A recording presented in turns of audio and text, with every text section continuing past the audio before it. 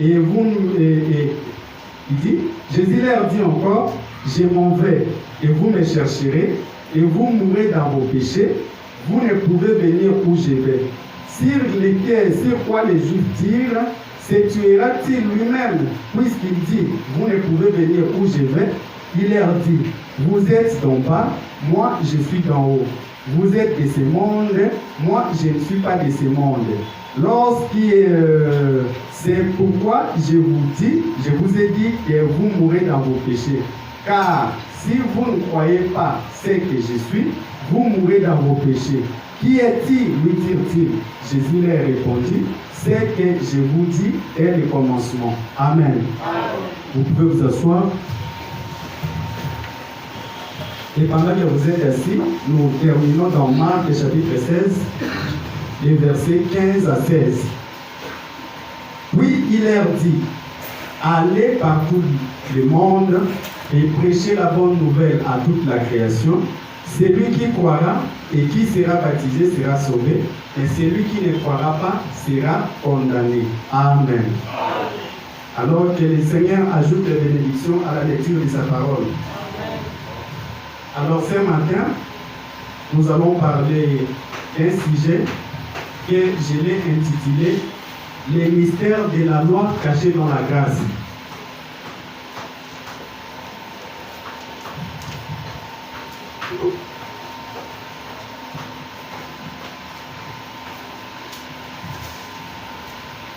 Alors comme je le disais, que notre sujet de ce matin, je l'ai intitulé « Les mystères de la loi cachés dans la grâce ». Amen. Parce que Frère Branham dit, il dit que Dieu a fait 3 alliances avec nous. Et il dit que les 3 alliances étaient par rapport aux 3 dispensations que nous avions eues.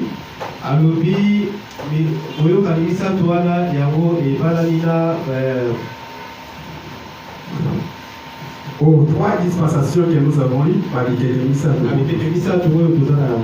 et il dit que la première alliance, Dieu l'avait faite en Éden.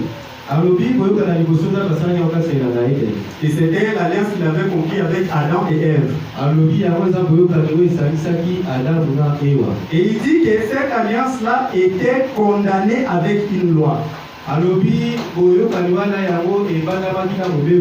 que Dieu leur dit que vous mangerez ceci, vous toucherez à ceci, mais celui-ci vous ne mangerez pas, à cet arbre vous ne le toucherez pas. Donc c'était complètement la loi. Si tu veux vivre, il faut faire ceci. Si tu veux mourir, tu fais ceci. Ça c'était l'alliance de la loi. Et Frère Branham dit que la première alliance que Dieu avait conclue avec Adam, cela n'avait pas marché. Parce qu'il dit que l'homme dans sa nature,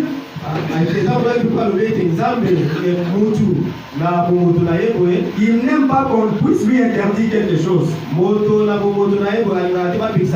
Donc si vous dites à l'homme ou à une personne de ne pas faire ceci, c'est la même chose là qui va le faire. Donc c'est comme ça dans la nature de l'homme. Donc si vous lui interdisez de faire une chose, ou si par exemple vous lui dites il ne faut pas aller derrière ce mur-là, lui dans sa nature il va faire de toutes ses forces pour pouvoir traverser, pour voir ce qui est là derrière. Il va découvrir ce que vous lui cachez. Et cette nature-là lui pousse toujours à aller au-delà de ce qu'on lui interdit de faire. Et cette alliance-là n'était pas parfaite. C'était la loi. Et la deuxième alliance, on a dit que Dieu l'avait conclue avec Abraham. Et on a dit que la deuxième alliance c'était la grâce. C'est-à-dire que la grâce n'est pas quelque chose que vous avez fait de vous-même. Mais c'est quelque chose qu'on a fait pour vous. C'est-à-dire que Dieu a fait quelque chose pour vous. Et il vient vous dire que voici la chose que j'ai faite pour vous. Donc vous n'avez rien à y voir là-dedans. Lui-même, il fait toutes choses. Et il vient te les présenter comme ça. Or, selon notre compréhension, nous pensons que la grâce, c'est donc, c'est tout à fait gratuit comme Commandant le dit.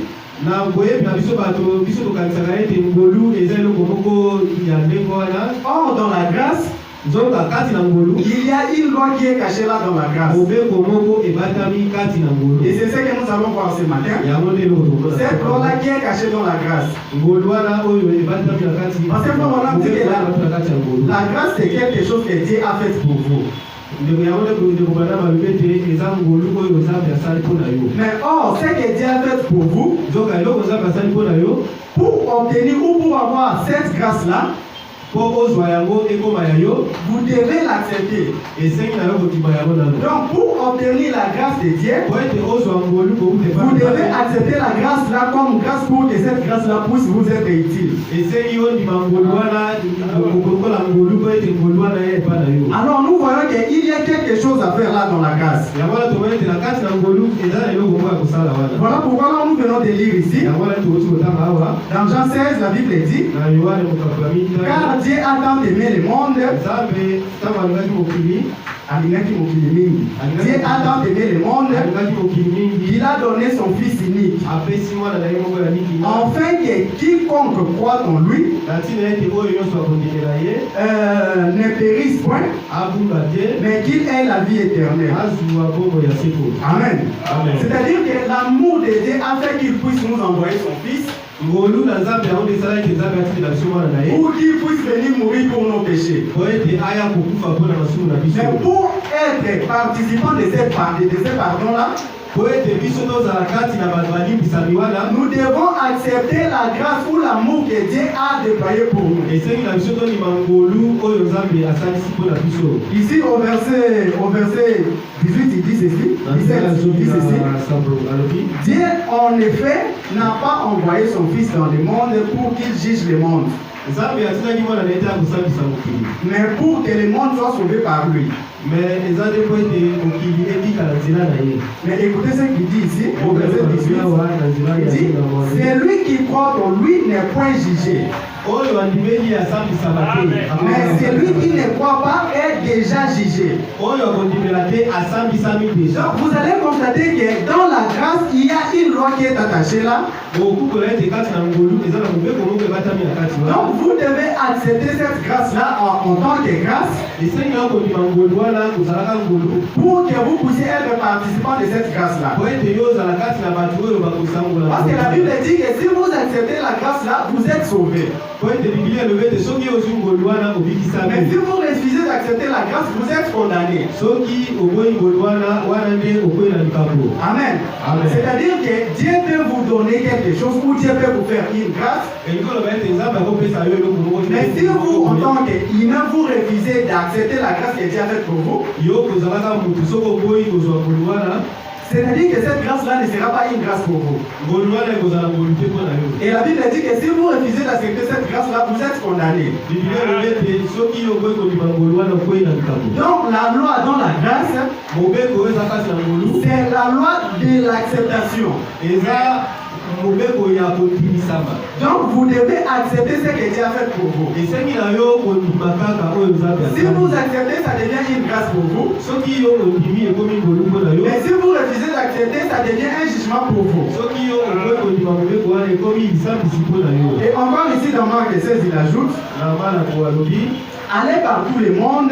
Oui, il leur dit, allez par tout le monde et prêchez la bonne nouvelle à toute la création. Écoutez encore ce qu'il dit. Il dit que celui qui croira sera baptisé, sera sauvé.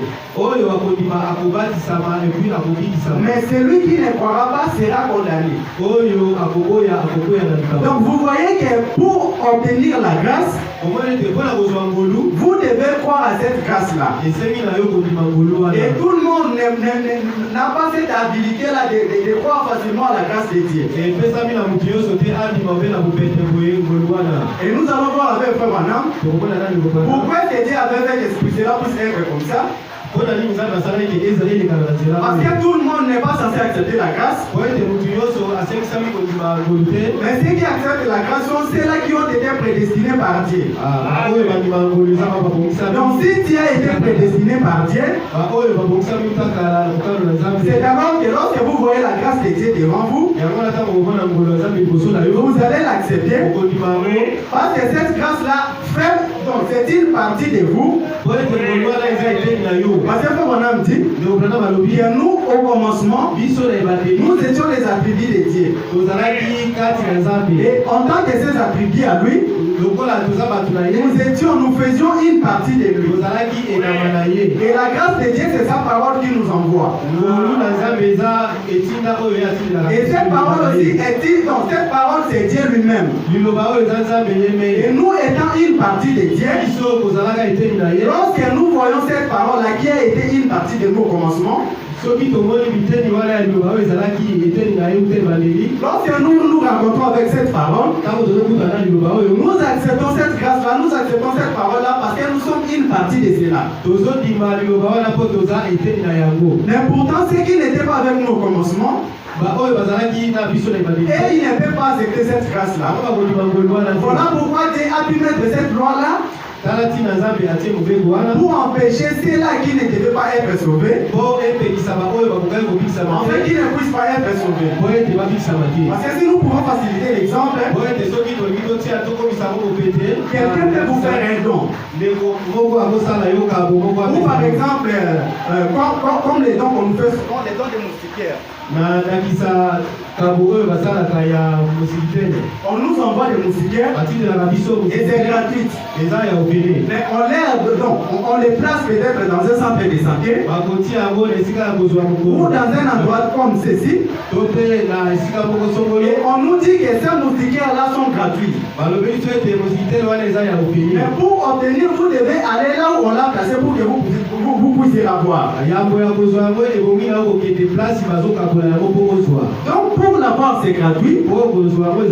Mais pour obtenir, vous devez partir là où ça se trouve. Mais vous pouvez voir qu'il y a certaines personnes qui ne sont pas, donc ils ne veulent pas aller jusque là où on a dit que c'est gratuit. Ils peuvent être là. Donc les moustiques les dérangent. Mais comme ils ont refusé d'aller là où les moustiquaires sont placés, ils ne vont pas bénéficier de la grâce de ces moustiquaires-là. Donc c'est gratuit. Mais pour l'avoir, vous devez vous déplacer pour aller là où on l'a placé. Et la grâce aussi, c'est une chose comme ça. Donc c'est quelque chose qui est déjà fait pour vous. Mais pour l'avoir, vous devez croire en cela. Vous devez accepter cela pour que cela devienne votre partage. Amen. Alors ici dans la prédication, la perfection, au paragraphe 10 et 11, Frère Branham dit ceci. Maintenant, s'il n'y a pas une loi, il n'y a pas de justice. S'il n'y a pas une loi, il n'y a pas de justice. Mais la loi ou la justice exige une loi. Donc pour avoir la justice, nous devons avoir d'abord la loi.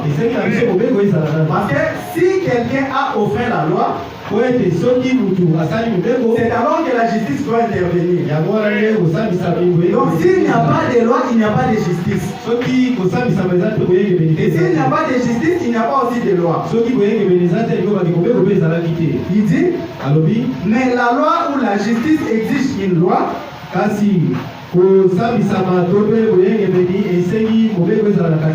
Quand la loi est invoquée, elle applique la justice. Or, nulle chair n'est sauvée par la loi. La loi ne peut sauver personne. Amen. Donc, c'est ce que nous avions dit au commencement. Que la loi ne peut sauver personne. Parce que lorsque Dieu a placé Adam et Ève dans le jardin d'Éden, et qu'il leur a donné la loi, comme la loi ne pouvait pas sauver, et comme l'homme dans sa nature, il n'aime pas, il n'arrive pas à supporter la loi, ils ont désobéi à la loi que Dieu leur avait donnée. Et lorsque cette loi-là a été désobéie, nous voyons que la mort était entrée. Parce que Dieu leur avait dit que vous pouvez manger tous les arbres, tous les fruits qui se trouvent dans les jardins. Mais il y a un seul fruit auquel vous ne pouvez pas toucher à cela. Donc le jour où vous mangerez ces fruits-là, vous allez mourir. Et comme ils ont mangé ces fruits-là, ils sont morts aussi. Parce que lorsque Dieu est venu, il les a jugés et il les a condamnés. Et vous avez dit que la loi ne pouvait sauver personne. Et même aujourd'hui, la loi ne peut sauver personne. La loi est simplement la chose qui nous a mis en prison. Mais elle n'a aucune puissance rédemptrice. La loi nous a seulement montré que nous sommes des pécheurs. Elle nous a condamnés. Voilà à quoi sert la loi. Elle sert à apporter la condamnation, à vous montrer où se trouve votre erreur. Donc la loi elle-même, il dit, donc la loi en elle-même ne pouvait pas sauver. Elle pouvait engager la poursuite. Amen. Parce que c'est ce que fait la loi. Donc on vous dit de faire ceci, on vous dit de faire telle chose, on vous dit de faire telle autre chose.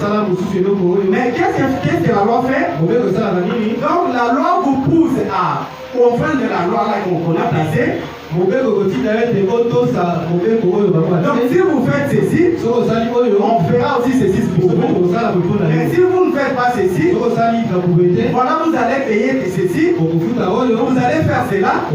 Voilà les conséquences de ce qui vous arrivera si vous n'observez pas la loi.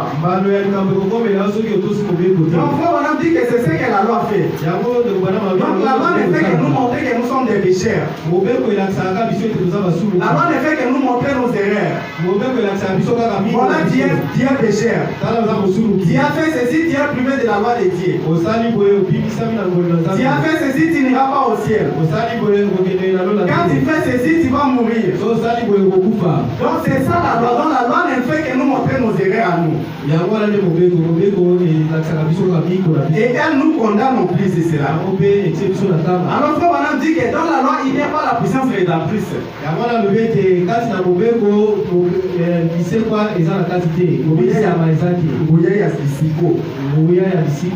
Donc la loi ne peut pas nous racheter. Donc la loi ne fait que nous condamner et nous dire que nous sommes des pécheurs. Alors lorsque Dieu a dit que cette loi ne convenait plus à l'homme, il a changé maintenant. Donc il a enlevé la loi et il nous a donné la grâce. Or ici dans Jéhovah Jireh, Jéhovah Jireh première partie, prêché le 2 avril 1964 au paragraphe 56. Quand madame dit ceci, 56, il dit donc une séparation totale de toute incrédulité. Et souvenez-vous, Abraham le patriarche,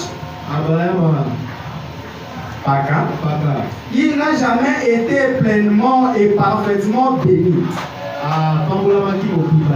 Tant qu'il n'avait pas obéi à la lettre à ce que Dieu lui avait dit de faire. tout ça qui donc Abraham apambola makina mubimba te tango asala ki te loko nzambe asengaki asala. Amen. Amen. Il dit Alobi. Et jamais, jamais, jamais nous ne serons bénis. Et nous n'aurons les bénédictions tant que nous n'obéirons pas à ce que Dieu nous a dit de faire. Amen. Est-ce que vous comprenez? Frère Branham dit que Dieu ne pouvait pas bénir pleinement Abraham tant qu'Abraham n'avait pas fait ce que Dieu lui avait demandé de faire. Oh, qu'est-ce que Dieu avait demandé à Abraham de faire? Dieu avait demandé à Abraham de quitter son pays, de quitter sa famille, de se séparer de tout ce qu'il avait, et qu'il aille s'établir là où Dieu lui avait dit de s'établir. Or, lorsque Dieu a appelé Abraham, il lui a dit juste de sortir, c'est-à-dire que lui et sa femme. Mais Abraham, lorsqu'il a voulu sortir, il a pris son père avec lui, et il a pris l'autre qui était son cousin. Or, ça, ce n'était pas ce que lui avait dit de faire. Dieu lui avait dit de quitter plutôt tous ces gens-là. Mais lui, en sortant, il a pris quelques membres de sa famille. Et il est sorti avec eux. Et Frère Branham dit que tant qu'il n'avait pas fait ce que Dieu lui avait demandé de faire, Dieu ne pouvait pas lui bénir pleinement. Tant que son père était là, tant que l'autre aussi était là à côté de lui, Dieu ne pouvait pas les bénir. Parce que Dieu n'avait pas appelé son père et l'autre, mais Dieu lui avait appelé lui seul. Et tant que ces gens-là étaient autour de lui, il ne pouvait pas prospérer. Il ne pouvait pas avancer. Et vous remarquerez que quand l'autre était ensemble avec Abraham, c'était des tiraillements jour et nuit. Et Dieu ne pouvait pas bénir Abraham. Jusqu'au jour où ils se sont séparés, et chacun était parti de son côté. C'est alors que Dieu a commencé à bénir Abraham. Et Frère Branham dit que c'est aussi la même chose avec nous. Il dit que Dieu aussi ne nous bénira jamais tant que nous ne ferons pas ce qu'il nous a dit de faire. Oh, qu'est-ce que Dieu nous demande de faire aujourd'hui? Il nous demande de nous séparer du monde et de venir croire à la parole qu'il a envoyée en ces temps ici. Et la parole, c'est pas seulement de croire à Frère Branham. Parce que tout le monde peut croire à Frère Branham. Mais dans les messages de Frère Branham, il y a encore un autre message qui est là-dedans. Alors c'est à ce message-là que Dieu nous appelle à croire à cela. Parce que Frère Branham dit que nous, notre évangile n'est pas un évangile populaire. Donc nous ne prêchons pas de la même manière que tout le monde prêche. Voilà pourquoi tout le monde aussi ne peut pas croire aussi ce que nous croyons. Amen. Au paragraphe 57, il dit une autre chose que je voudrais vous faire remarquer ici au chapitre 12, c'est que l'alliance était entièrement inconditionnelle. C'était sans condition. Moi j'ai. Donc c'est-à-dire que moi j'ai fait. Moi j'ai, non pas si. Je ne sais pas si vous comprenez. Comme on a dit, il dit que l'alliance ici que Dieu avait conclue avec Abraham, c'était une alliance inconditionnelle. Donc il n'y avait pas de loi, c'était la grâce. Et il dit que cette alliance-là, c'était que moi, Dieu, j'ai fait. Non pas si toi tu as fait. Parce que cette alliance ici, c'était la première alliance qui était la loi. Dieu avait dit à Adam et Ève, donc si vous faites ceci, je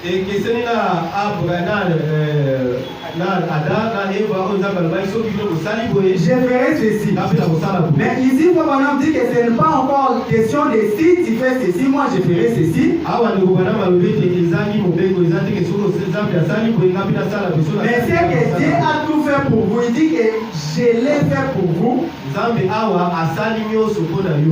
Il dit, mais si on était inscrit, les si était inscrit, moi je l'ai déjà accompli. Il a donné l'alliance à Abraham sans condition. Or, vous savez, dans l'alliance faite avec Adam, c'était si tu ne touches pas à cet arbre, alors je ferai telle chose. Mais si tu y touches, alors je devrais faire telle chose. Voyez, celle-là était liée à une loi. Mais dans cette alliance-ci, j'étais déjà établi père des multitudes des nations. Est-ce que vous comprenez? Donc ici, Dieu ne dit pas à Abraham que si tu fais ceci, je t'établirai le père des nations.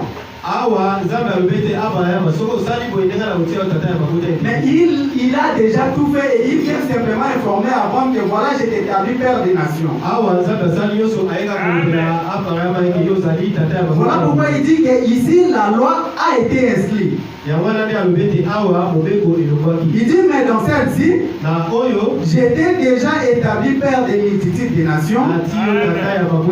Elle est entièrement inconditionnelle. Cette alliance, c'est la grâce. À l'état pire. La grâce, rien d'autre. La seule chose, écoutez ce que Frère Branham dit. Il dit que cette alliance ici, la grâce était inconditionnelle. Et c'était la grâce pire. Mais écoutez ce qu'il dit. Mais la seule chose qu'il y avait à faire pour que cette alliance-là reste en vigueur, c'était de rester et demeurer dans les pays. Donc vous comprenez que c'est la grâce, mais il y a une loi qui est rattachée à cette grâce-là. Il y a une obligation, il y a une condition cachée dans cette grâce ici. Donc Dieu a tout fait pour toi. Comme pour Abraham, il lui avait béni dans la Palestine, dans la terre promise. Mais pour qu'il puisse être le père des nations et pour que Dieu puisse les bénir, la condition était qu'il ne puisse pas quitter cette terre-là. Et comme on dit que cette condition-là reste valable jusqu'aujourd'hui. Parce qu'il dit que Dieu ne pouvait jamais bénir Israël en dehors de sa patrie. Donc pour que Dieu puisse bénir Israël, il doit être dans sa patrie. Comme on dit que regardez, ils ont fait 400 ans en Égypte.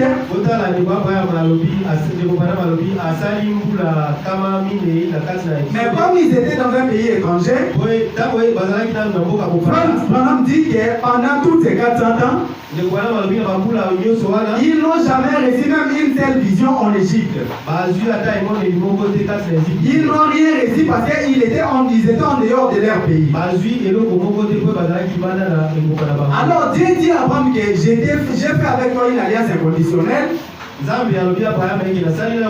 J'ai fait tout gratuitement pour toi. Mais pour obtenir cette grâce-là, pour être béni, on dit que la seule chose qu'il avait à faire pour que cette alliance-là reste en vigueur, c'était de rester et de demeurer dans les pays. Alors toutes les bénédictions rattachées à cette alliance-là les accompagnaient. La seule chose qu'ils avaient à faire, c'était de rester dans ces pays. Or, nous constatons que quand ils ont descendu en Égypte, ils ont perdu leur bénédiction, mais pas leur alliance. Amen. Comme on a dit que lorsqu'ils sont allés en Égypte, ils ont perdu plutôt leur bénédiction. Et ils n'ont jamais perdu leur alliance. Parce que comme on a dit que l'alliance que Dieu conclut avec l'homme, donc cette alliance-là demeure à toujours et à perpétuité. C'est-à-dire que Dieu ne peut pas venir faire une alliance avec toi aujourd'hui et venir briser cette alliance-là demain. Voilà pourquoi frère on a dit que lorsque Dieu vous a élu et qu'il vous a donné le Saint-Esprit, il dit que vous êtes les candidats du ciel, peu importe ce qui peut arriver. Peu importe ce que vous pouvez faire, Dieu ne peut pas briser cette alliance-là. Et remarquez ici que dans le cas d'Abraham, lorsque la disette les avait frappés, il a quitté le pays promis et il est allé en Égypte. Et là-bas, on a dit qu'il n'avait pas perdu son alliance, mais il avait plutôt perdu sa bénédiction. Amen.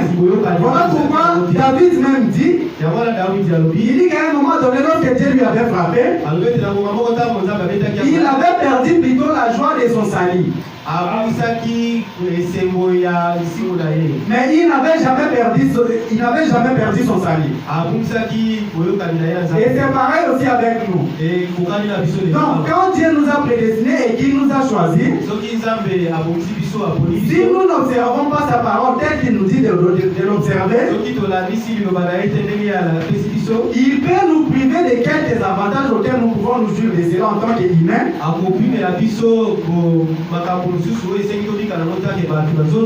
Mais il ne pourra jamais nous enlever le Saint-Esprit qui nous a donné. Parce qu'on a dit que quand Abraham s'est déplacé du pays promis, il dit qu'ils ont perdu leur bénédiction, mais pas leur alliance. L'alliance était toujours là. Ils ont perdu la bénédiction, mais pas leur alliance. Parce que leur alliance a refusé la grâce et qu'il a accepté la loi. Regardez ce que la grâce avait accompli. La grâce leur avait fourni un libérateur, leur avait fourni un prophète avec une colonne de feu pour les confirmer, avec une parole confirmée. Il avait l'agneau du sacrifice. La grâce leur avait donné un grand réveil. La grâce les avait fait traverser, avait ouvert la mer rouge et leur avait fait traverser, les avait délivrés par des signes et des prodiges. Tout cela par la grâce. Mais ils avaient quelque chose qui leur permettait mais ils voulaient quelque chose qui leur permettait à eux-mêmes de faire un grand nom. Amen. Comme on a dit que Dieu avait tout fait pour eux. Il dit que Dieu leur avait fourni toutes choses auxquelles ils pouvaient avoir besoin. Mais au lieu d'accepter cette grâce-là, ils ont refusé d'accepter la grâce que Dieu avait faite pour eux.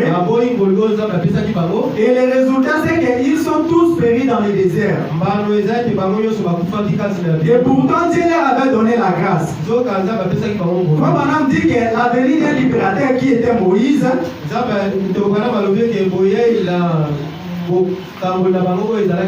c'était une grâce pour eux. Il dit que Dieu leur avait fourni la colonne de feu,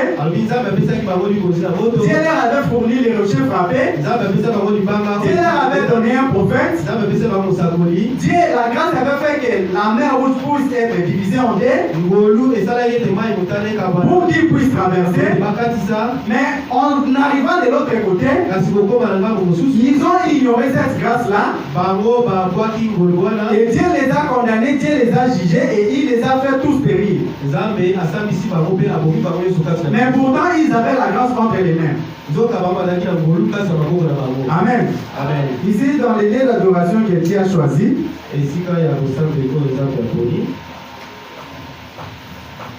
au paragraphe 24, on a dit ceci. Maintenant, nous voyons les deux lois dans les Deutéronomes. Il est question des deux lois. Il y avait deux lois. L'une était la loi de la mort et l'autre la loi de la vie. Il y avait aussi des alliances qui ont été données au peuple. Nous parlerons demain, nous parlerons demain matin. L'île a été donnée à Adam avec une condition. Si tu fais ceci et que tu ne fais pas cela, mais cette loi a été violée. Adam et Ève l'ont violée dans le jardin d'Éden. Alors Dieu a établi une seconde alliance. Il a donné à Abraham et cette loi-là était sans condition. Alors il dit, ce n'est pas que tu as fait ou ce que tu feras. Il a dit, moi je l'ai déjà fait. Ça c'est la grâce. Ça c'est la loi de la vie. Dieu l'a fait pour Abraham et pour sa semence après lui. C'est-à-dire toute la semence d'Abraham. Amen. Donc ici, madame dit que Dieu a vu que la première loi n'était pas bonne. Alors il a donné une deuxième loi. Il a donné une deuxième alliance. Et dans la deuxième alliance aussi, ce n'était pas encore parfait aussi. Parce que la grâce aussi ne pouvait pas sauver tout le monde. La grâce ne pouvait sauver que ceux qui l'ont accepté. Et Dieu a dit que dans la grâce aussi, tous aussi ne peuvent pas être sauvés. Maintenant, il va changer l'alliance. Il va nous donner l'alliance de la prédestination. Parce que c'est cette alliance-là qu'il n'y a aucune loi, il n'y a aucune condition dans cela. Parce que nous allons voir avec Frère Branham. Frère Branham dit que pour que la grâce vous soit accordée, vous devez l'accepter. Donc si vous refusez la grâce, vous allez mourir même en ayant la grâce d'abord reportée. Il raconte l'histoire d'un jeune garçon qui était un militaire. Parce que, souvenez-vous, la grâce aussi ne peut pas sauver tout le monde. La grâce ne peut pas sauver tout le monde. Quand on raconte l'histoire de ces garçons, il dit que c'était des jeunes soldats. Ils étaient partis à la guerre. Et lorsqu'ils sont arrivés là-bas au champ de bataille, on voyait comment est-ce que les balles tombaient, comment est-ce que la guerre s'est passée. Alors on voyait cela, au lieu d'aller combattre, lui il a fui. Or, dans la loi militaire, ça on l'appelle une désertion, c'est-à-dire que tu as manqué à ton poste de devoir. Et la sentence de cette loi-là, c'était la peine de mort. Donc si tu es déserté à ton poste de devoir, vous devez nécessairement être fusillé et être mis à mort. Alors ces garçons, ils étaient partis à la guerre. Et en arrivant là-bas, il a eu peur de combattre et il a fui, il est rentré. Et quand il est rentré dans le pays, après que la guerre soit terminée, On l'a poursuivi et on l'a mis en prison. Et vous madame dit que ce jeune homme-là avait un ami. Et on lui avait condamné déjà, donc il attendait juste sa sentence.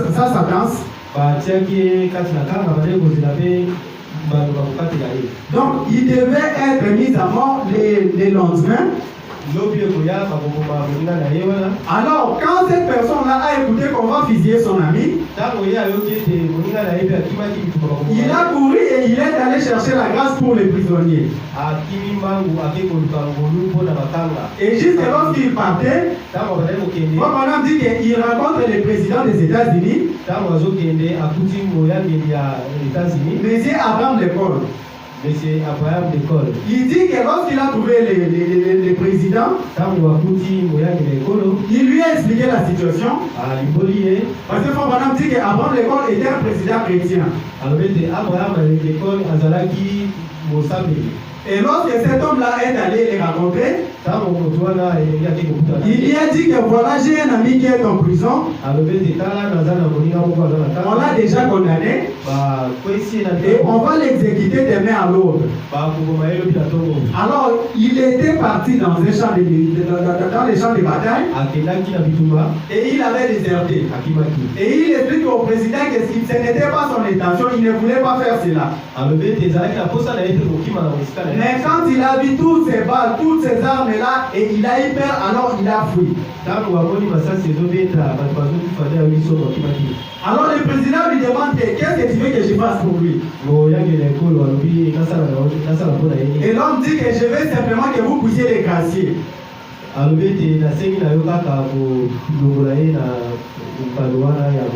Alors, le président, pendant qu'il marchait, il n'avait pas ses papiers présidentiels. Il n'avait pas son cachet.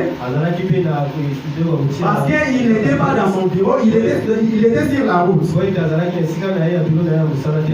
Et la personne a dit, bon, qu'est-ce que le président lui a demandé de chercher juste un papier ordinaire. Et dit, viens, je vais signer la liberté de ton ami. Et l'homme là est parti chercher un papier. Il est venu et le président a écrit qu'un tel est gracié et il a signé son nom Abraham Lincoln.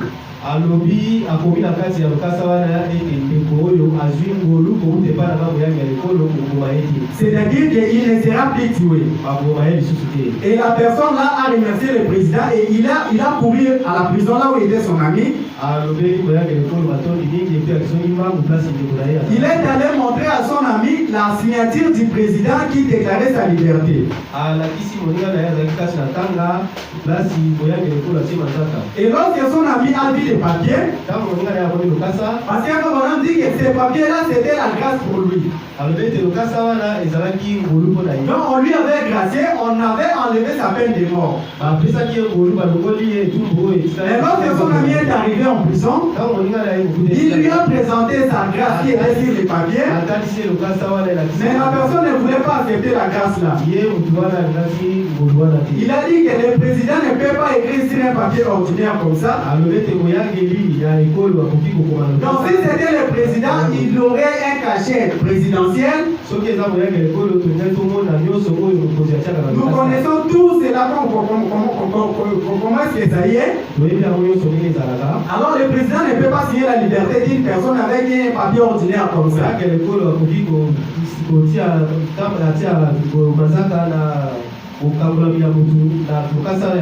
Et son ami lui a dit que c'est sa signature, regardez ici c'est sa signature. Il a dit que prenez ce papier et présentez cela à la cour, tu ne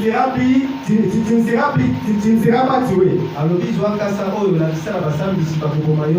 Et la personne a refusé de prendre ce papier là. Et la personne, l'homme qui lui avait apporté la grâce, est reparti avec la grâce qu'il lui avait apportée. Et le lendemain, la personne là a été mise à mort, on l'avait fusillé.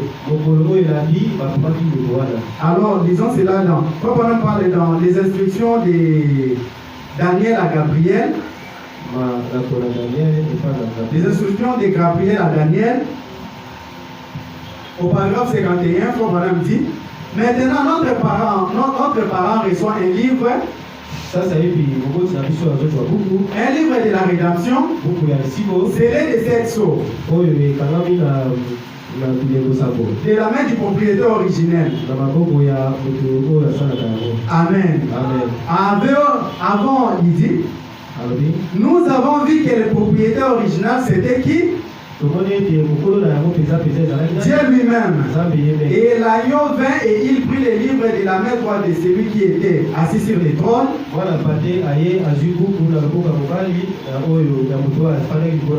Qui était l'agneau? Le rédempteur. Notre parent rédempteur. Les parents de l'église. Qui a venu racheter Israël. Or, nous allons approfondir cela ce matin. Israël a été racheté, mais ça ne leur a pas été appliqué. Parce qu'ils l'ont rejeté. Amen. Donc, Frère Branham dit que Jésus était venu pour Israël. Il était venu pour racheter Israël. Et lorsqu'il est venu, Israël l'a rejeté, lui qui était la grâce pour eux.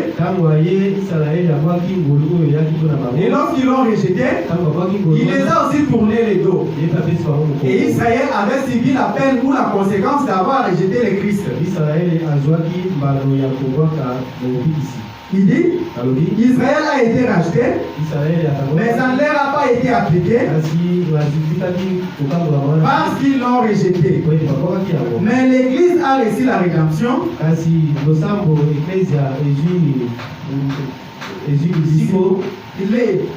Il est notre parent rédempteur. Comme Boaz a dit racheter Naomi pour avoir Ruth la Moabite, une étrangère, une femme des nations. Et même Christ a racheté Israël. Il a effectué la rédemption, mais il l'a rejeté. Écoutez ce qu'il dit. Vous vous souvenez de la grâce qui avait été signée pour cet homme qui a été fusillé.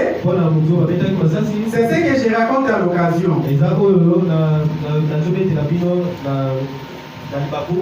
Pendant la guerre de sécession, c'était un honnête homme. Il était innocent, mais il avait été reconnu coupable. Même si dans un sens il était coupable, parce qu'il avait déserté au moment du combat. Il avait été reconnu coupable. Et on allait le fusiller. Et l'homme est allé voir le président Lincoln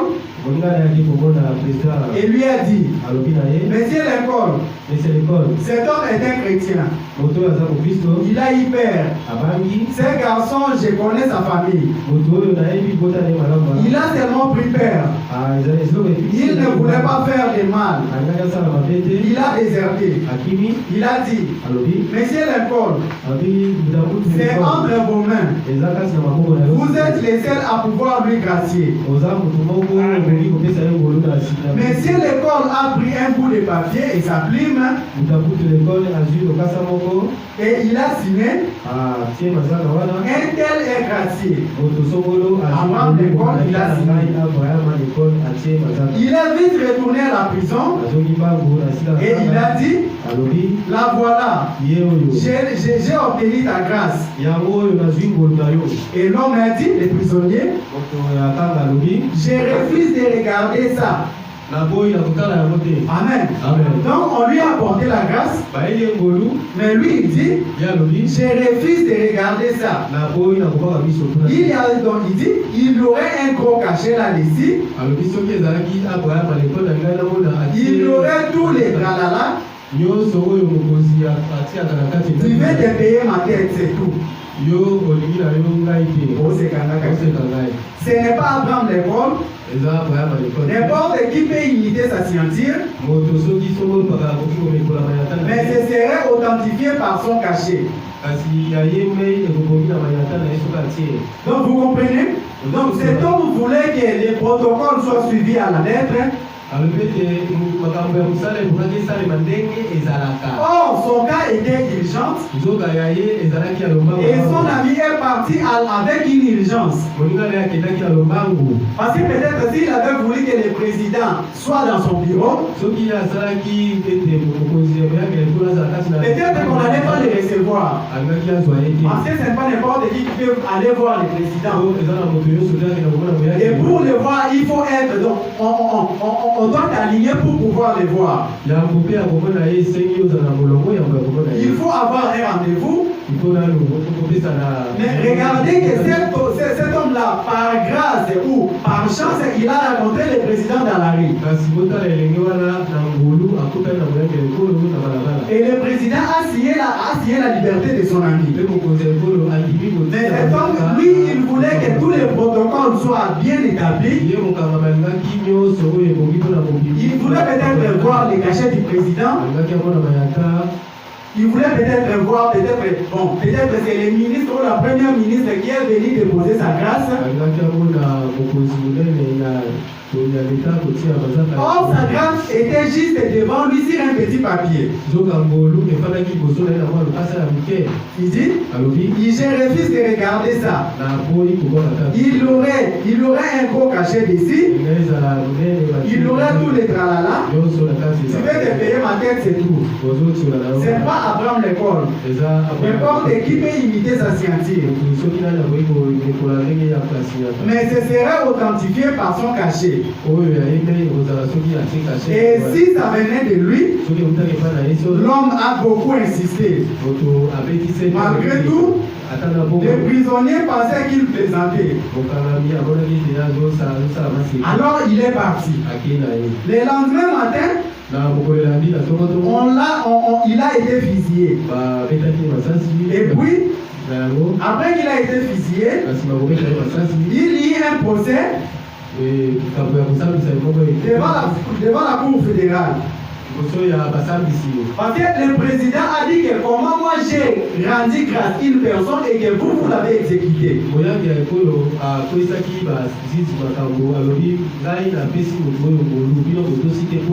Comment moi j'ai gracié une personne et vous l'avez exécuté. Et frère madame dit qu'il y a eu un procès. Il dit il y a un procès devant la Cour fédérale. Abraham l'école avait signé la grâce de cet homme 24 heures avant son exécution. Et que le gouvernement l'avait quand même fait fusiller. Et alors, la Cour fédérale des États-Unis a dit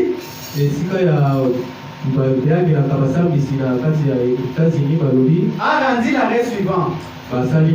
Le Cour fédérale disant une grâce n'est pas une grâce à moins d'être acceptée en tant que grâce.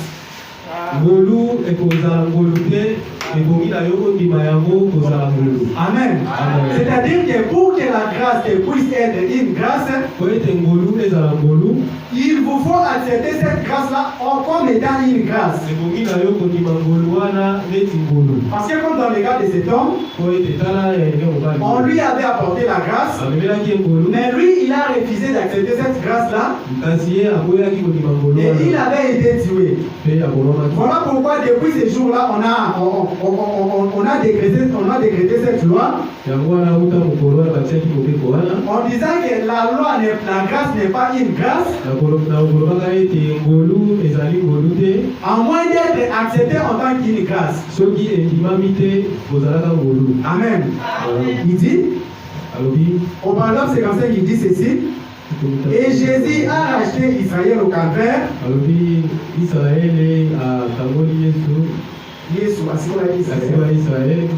Jésus avait racheté Israël au Calvaire. Et ils n'ont pas accepté cette grâce Parce qu'ils ne l'ont pas accepté en tant que grâce. Mais dans notre leçon ici, sur les 70 semaines,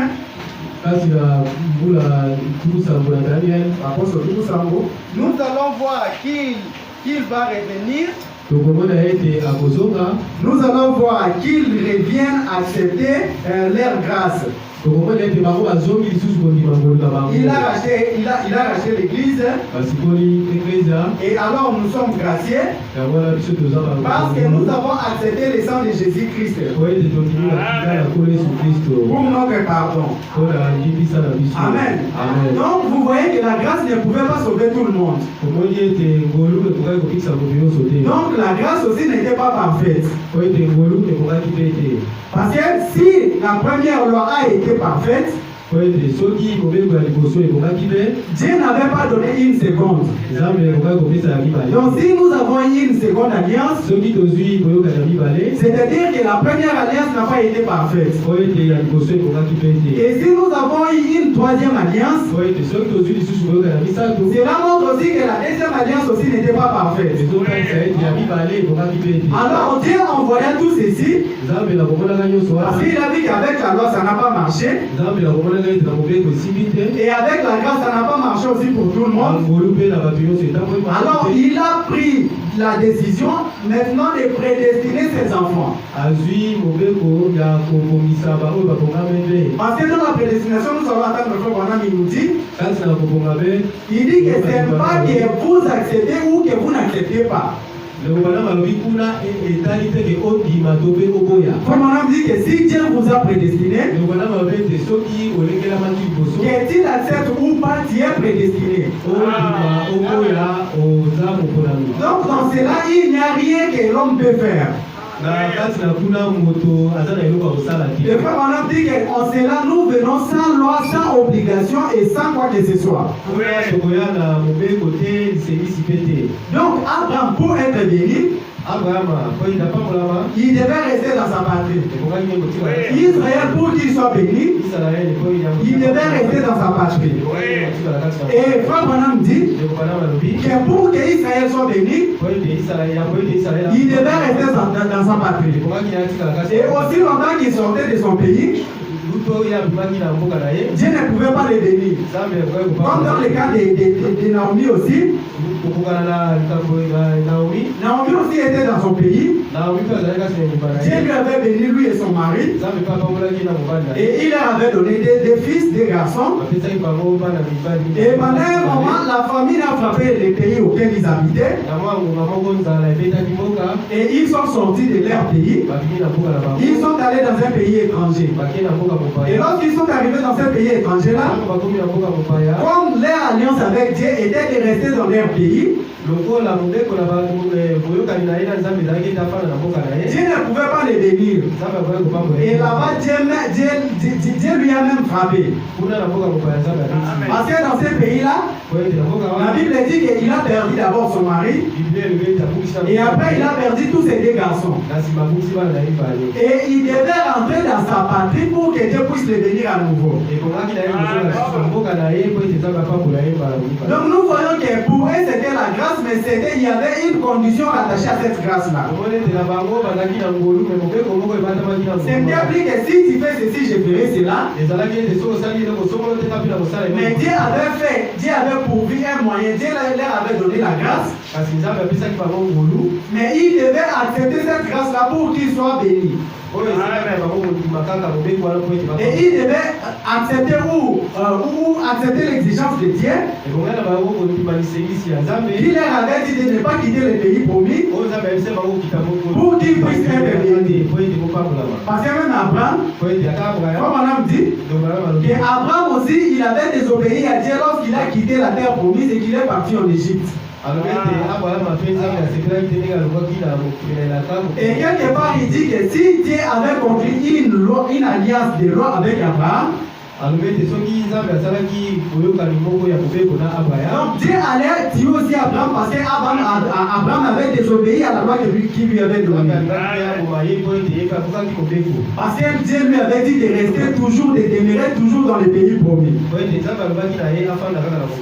Et pour Israël, lorsqu'il quitte leur pays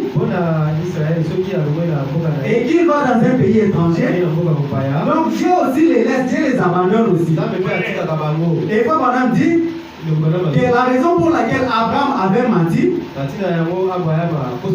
c'était parce qu'il était parti de son pays, c'est parce qu'il avait quitté son pays. Parce que lorsqu'ils sont arrivés là-bas en Égypte, on dit que la femme d'Abraham, Sarah, était une très jolie femme.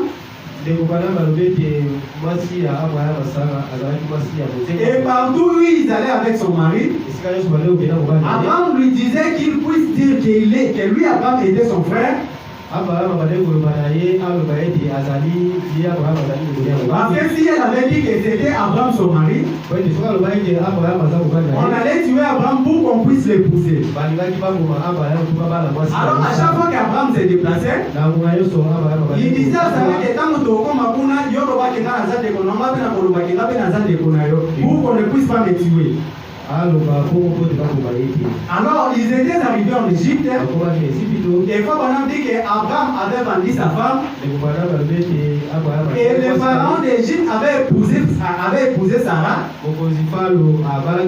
et il a fait avec elle. Donc ils ont tiré dans cette relation-là. Et la deuxième fois, lorsqu'il est sorti de son pays, il est allé dans le pays d'Abimelech. Et là encore, il voulait encore faire la même chose. Et cette fois-là, on a dit que comme Dieu leur avait déjà donné la promesse,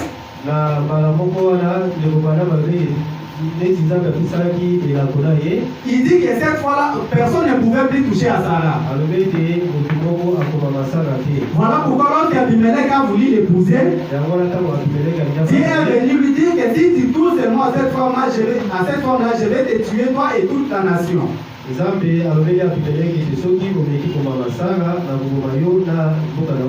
Donc pourquoi tout cela était arrivé? C'est parce qu'Abraham avait quitté là où Dieu lui avait dit d'être. Et Abraham aussi nous dit, il dit que nous aussi nous aurons toujours des amis si nous quittons la parole de Dieu. Parce que Abraham dit que nous, notre pays promis, c'est la parole, c'est le message de l'air.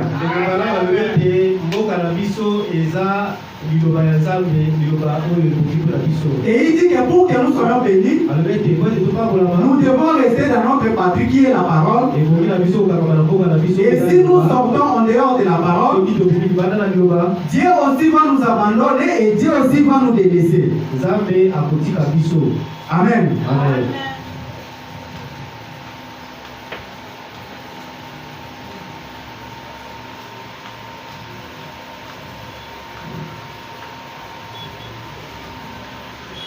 Alors ici dans la prédication la demeure future,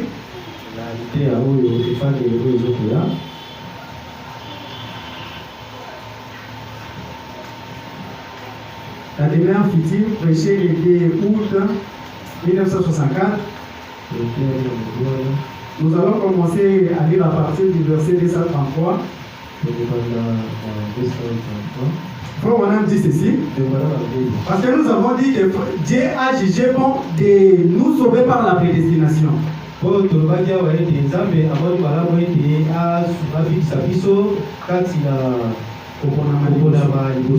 que la loi n'a pas été parfaite, la grâce non plus n'a pas été parfaite. Maintenant Dieu a pris la résolution de nous sauver sans condition. Et ici Frère Branham dit, maintenant, on n'a pas épuisé les dispensations. On n'a pas épuisé les dispensations, n'est-ce pas? On est en plein dedans, dans l'écriture, 5e jour après, 50 jours après, 50 jours après, c'est venu.